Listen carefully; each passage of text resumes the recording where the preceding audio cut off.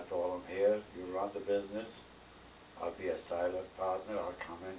I work for you Friday, Saturday, Thursday, Friday, and Saturday. Those 3 days I worked for you. Or Sunday if you needed me. So I did. But I wanted $6 an hour. He was paying the boys only $2 or $3. Fine. And I think I was going on about 6 months after that. I used to come in early, he used to come in late. So one day he says, Sid, he says, you know what? I don't think I can use you no more. He says, I want to run the business the way I like it.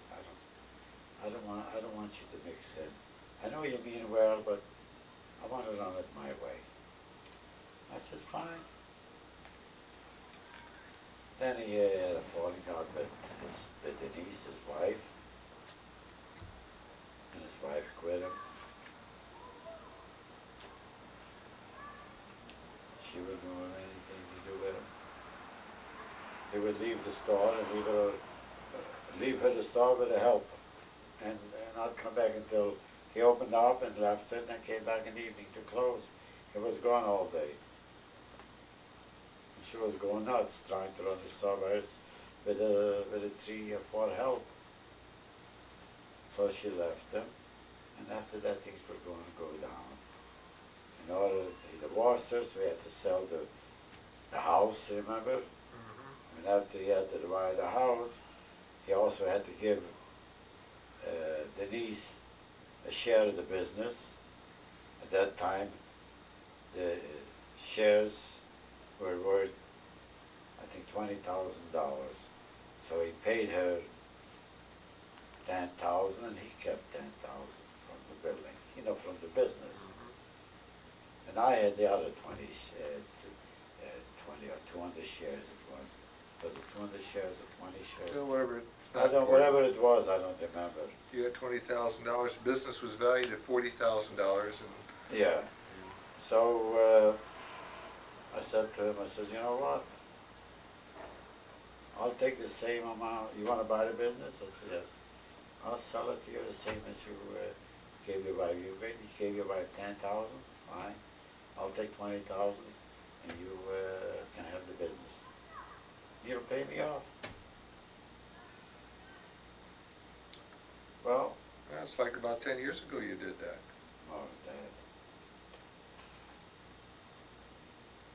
that was 1953, son. Well, I mean 73. 73, 1973. Well, after he sold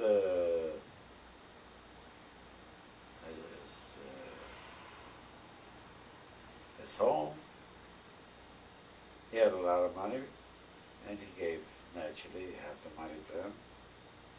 So I said, well, as long as you have the cash. And he rented a place. He didn't want to buy another place. He rented a place. He says, are you willing to pay me for $20,000? I'll give you the whole thing over, which I did. And we made out the papers for it, mm-hmm. And he paid me off. And that's how it's still going today. He's still paying me the rent, the original rent. I didn't take that $100 increase every year like the lease called for, because I know he doesn't. He didn't do the business. I was lucky to get and I'm still lucky to get $1,000 a month what he's paying me now. How he manages to do it, I don't know. But he still manages to do it. And of course, I had one of the boys, remember, working for me. What was his name now? The one who bought a store from me. Kenny? Kenny.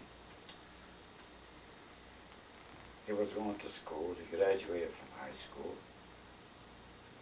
And somebody talked him into going to real estate. So after he studied for 2 weeks in real estate, he says, no, a couple of months, I think it his license. Walks into the store, said, are you still interested in buying the business? I said, you know I am, I Kenny. mean, the building from Mrs. Brown. Mr. Brown says, you know I am, Kenny. He says, you know what? Can you give me a check of $1,000? I laughed at him. I said, sure. I says, but he knew Mrs. Brown, you know, because she used to come in the store that I went to deliver there, and he knew her. She liked him too. I says, a few months ago, Jack and I, we were offered $65,000 cash, to buy to sell us the business. She didn't even want to talk to us. He said, let me try it. I says, here's $1,000, try it. That afternoon comes back, and he says, Sid, you just bought the building. You bought it for $43,000. I said, you kidding? He said, no. I said, you know, she's really nuts. She says, well, he went, first he got his boss right away. And the boss took her right away down to a escrow people. And the escrow people talked to her. And they wrote everything down accordingly. And evidently she was saying enough to talk properly at that particular time. And of course I also told the boss, I doubt whether this will go through. He said, well, I'll make it in 3 days, escrow. A 3-day escrow. So she owned a second mortgage. I don't know how much it was, $10,000 or $12,000 second mortgage. And all I gave her was $14,000 down, or $15,000, that's all. After she paid off the mortgage, she had nothing left. So I told Kenny, I said, you know what? Don't charge the fees to her. I'll pay the escrow fees and your commission. Which I did. I paid the escrow fees. I also paid his commission. And I took the store over in 3 days. So a month later, when my tenants got the hold of the papers that I was the tenant, Or the landlord. The landlord, oh, you stole it, you took it off from under our nose, you took it this, you took it, they all blamed me. They all got mad at me. I said, for God's sakes, I didn't do a goddamn thing. I didn't talk to it. I didn't have nothing to do. It was the 21st century real estate. They're the one who bought it for me. I didn't have nothing to do with it. I had quite a time. As a matter of fact, the barber had a lease for 2 years and a 3-year option for $105 a month. He says, I'm going to keep that option and that lease. I says, fine, go ahead. And of course, Jack also had $125 a month lease. Because they went over there and they cut their rent down. Where they used to pay $150, he went, the barber went over there and cried, she cut him down to $105. And Jack, he used to pay $175, got out $125. I went over there and she says, well, I'll give you no, I won't cut your rent down because you're using the lot, the parking lot. The barber and they only had one space and I used the rest of the space. There was a building back there, remember where they used to live in a little house? Oh yeah, all the way in the back. Back, that's where the Browns used to live. They tore that down And they made a lot. Of course, I had to pay for that. You paid for the tear down and the black topping of And the the lot. black top and sulfur. I remember I paid about $5,000 for that. And I paid it out. The building alone cost me around $50,000 altogether. And it gave you a secure feeling that you controlled your place of business at the time. It was a good deal. And it was a very good deal. Of course, it didn't take it more than about a year later, or 2 years later, when they were building the Hawthorne Mall, The shopping center at El shopping Segundo. center and over there. Hawthorne. And there was one fellow who had, well, he was a Jewish boy.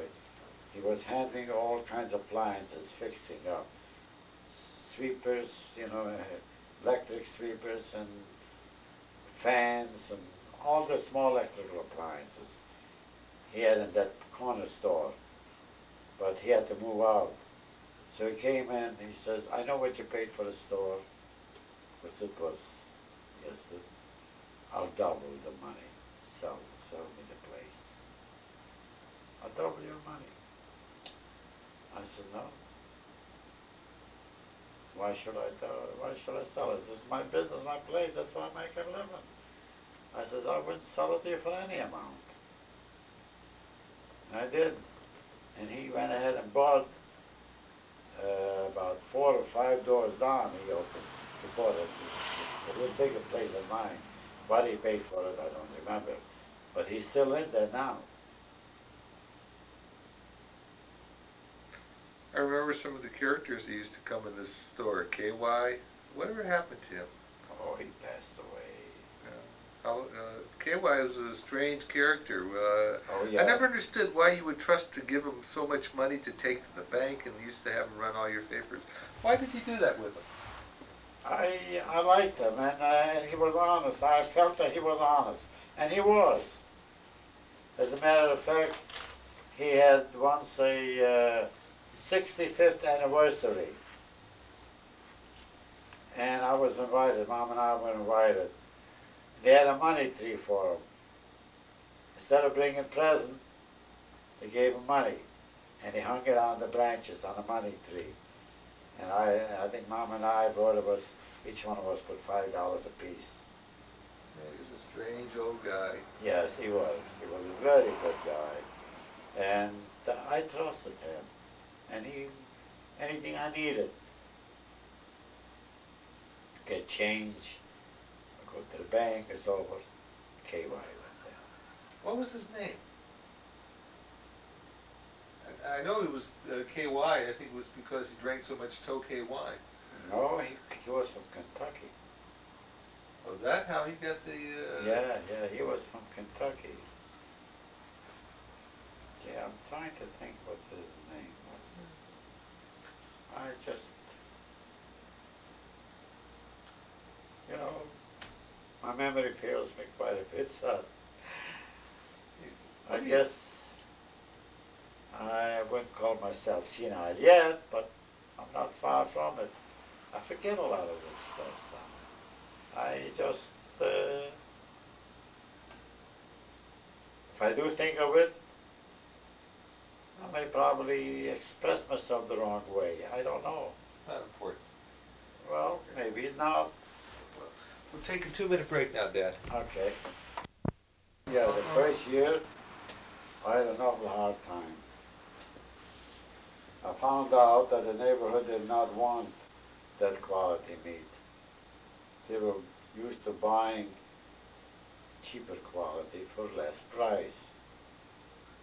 There was Western meat store about 3-4 blocks further north.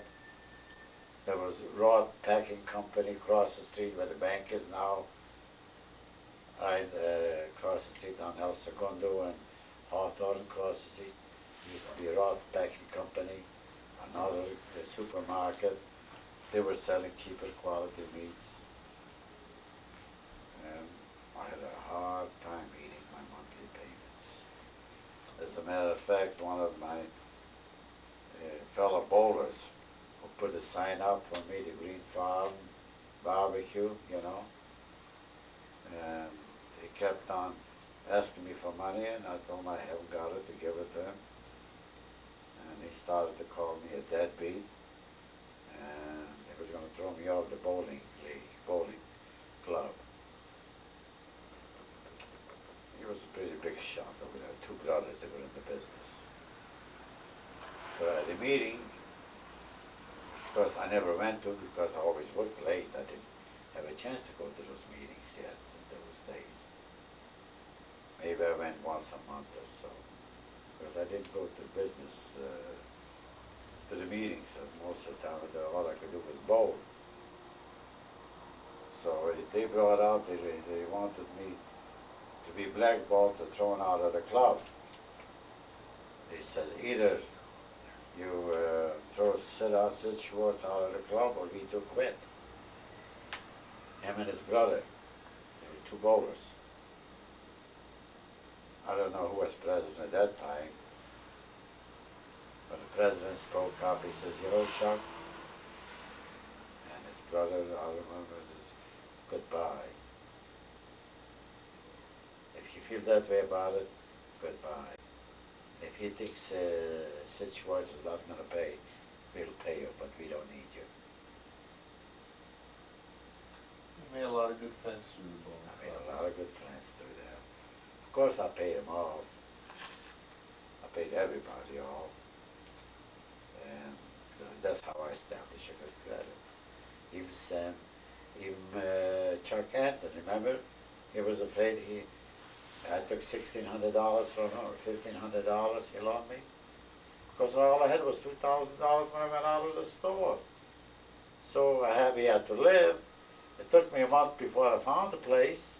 So by the time I went to pay the rent and so, but I had very little money left. Especially I had to pay something down on the fixtures. So I had no operating money. So Chuck said, all right, how much you need? I told him about $1,500. And I'll make you a silent partner. Remember that? I don't remember that. You know, well, anyway, when this here fellow with the sign painter, when he quit the bowling alley economy, because I was a deadbeat, so he went around and talked to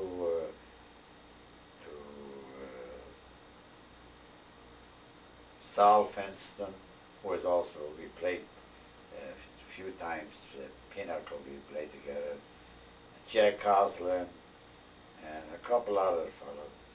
So he let him know that that he paid me, that he loaned me $1,500. But there at my guild, he says, I'll never see a penny out of it because Sid won't last long there. He can't make it. It's impossible. So I lost my money. Well, when I heard that, it kind of hurt me quite a bit. So I went to Sam Farkas. That was your cousin who That was my cousin, yeah. lived near you Yeah. in the old country. Before that, my uncle, the rich uncle, came over to see me. And I was telling him my trouble. He says, you're having milk, don't you? I says, yes. The milk company's loaning you money. You ask them, they'll help you. I said, why can they help me? Because they sold you little milk. Across the street there's a supermarket where they buy 50 cases of milk in one day. Well, I'll use 2 cases a week. You know, just an accommodation. They wouldn't do that. He says, how about the groceries? I don't handle groceries. The bread man, he was suggesting when I should go borrow money. That was your good Uncle Dave. Dave, yeah, he was the rich uncle. Then one day we had a family meeting, and I was talking to Sam Farkas at that time. I says, I don't know what I'm going to do. I need money, operating money. I haven't got enough to meet my bills because we have to eat. Of course, we eat out of the store most of the time. And I paid a union man that time. So how much money you need? He said about 2,000. Okay, said 2,000. No interest. And I got a $2,000.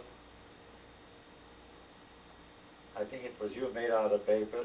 I paid Chuck $1,600. That it was with interest. 6% interest it came to, you know. And I says, here's a check, Chuck. And signed the paper that I paid you out as a partner. I think you were the one who made the papers out for me, if I'm not mistaken. And he had to sign over that his partnership he sold back to me, that we are no longer partners. And I paid him $1,600. I paid him the interest. I insisted on it.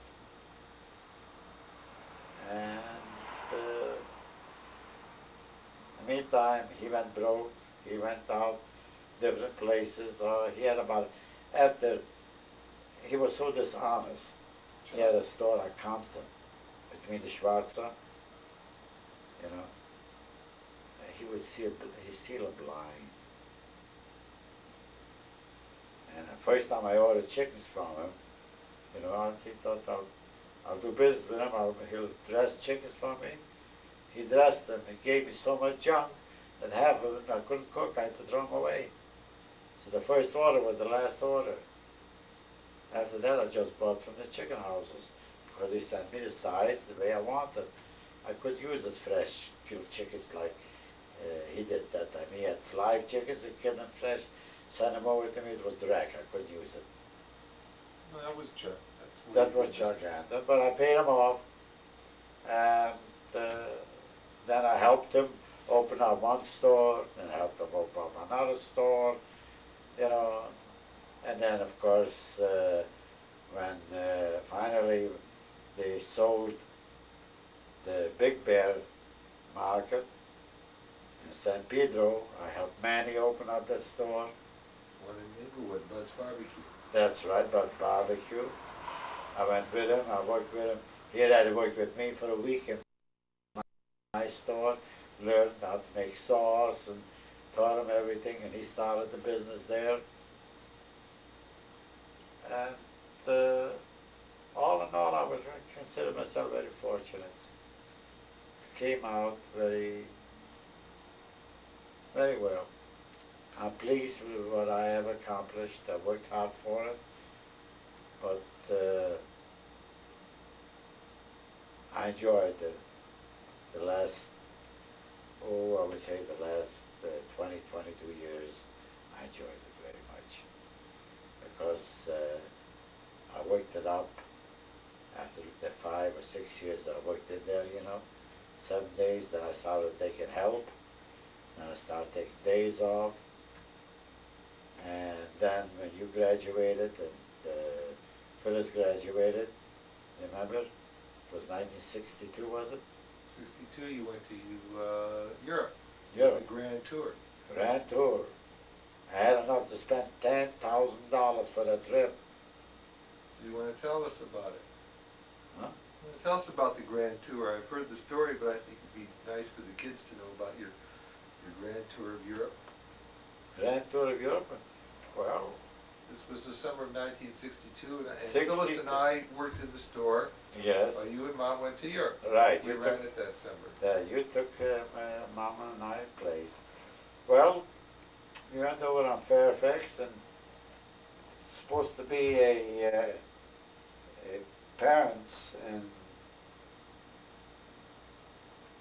children's, or parents and teachers group from Temple,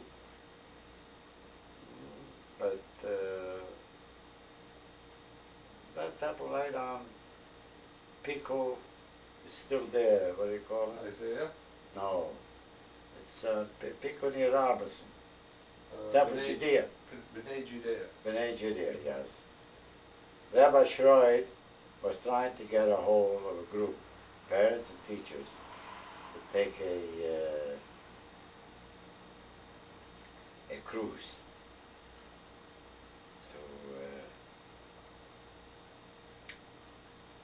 to Israel.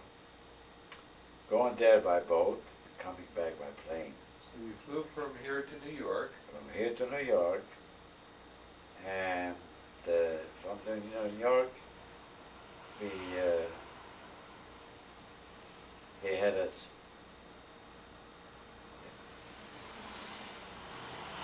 The group, fortunately, or unfortunately, we were supposed to be about 30 people, ended up at 7.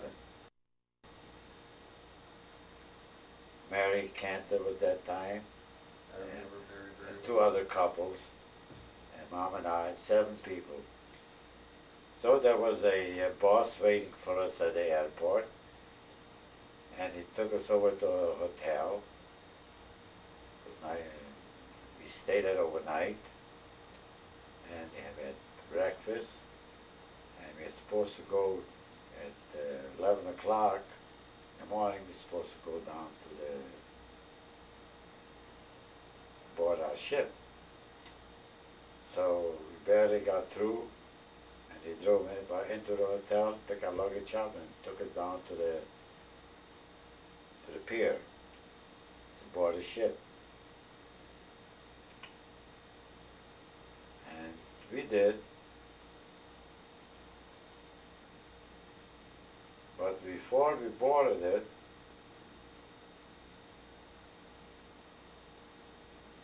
there was a mix-up. Some reason or other, the ship was delayed. And they didn't have supper ready for us on board ship yet. I don't remember what the circumstances were. However, they had to take us out to dinner, the whole group. There was about 400 or 450 people. And they took us out to one of those hotels, and we had steak dinners. It was a good dinner. It was an enjoyable dinner. After the dinner was over, one smart guy says, well, there was a lot of Hasidim over there, especially from the Midwest and some from New York that came from the yeshivas and with paces and so on, ultra-Orthodox. There was quite a few of them taking that cruise. Somebody made a remark, that meat that you ate, the steak, was treifa. But they carried down some picked or figured to ram it down the throat, to throw it up, Mom and I, there's a few of us, we had a time of our life. The way they carried down, because they thought they ate treifa meat. Whether it was kosher or treifa, of course, I didn't give a damn one way or another. But they swore that it was a kosher meal, and cooked in a kosher kitchen and so forth. When we got back on board ship, they had parties, they came up, they had these cake and whiskey that the different travel agents sent to the group to celebrate before departure. So I joined them wherever they called me to have a drink with them, whether it was wine or someone was champagne, other had liqueurs and cakes and so on, which we didn't drink much because we were full from the dinner. We pulled out. I think we pulled out instead of pulling out at noon, which was scheduled, we were 11 o'clock at noon, we were scheduled to pull out. We didn't pull out till about 6 o'clock in the evening. And of course, that was Wednesday, Thursday. We went around, we made friends. I got a hold of my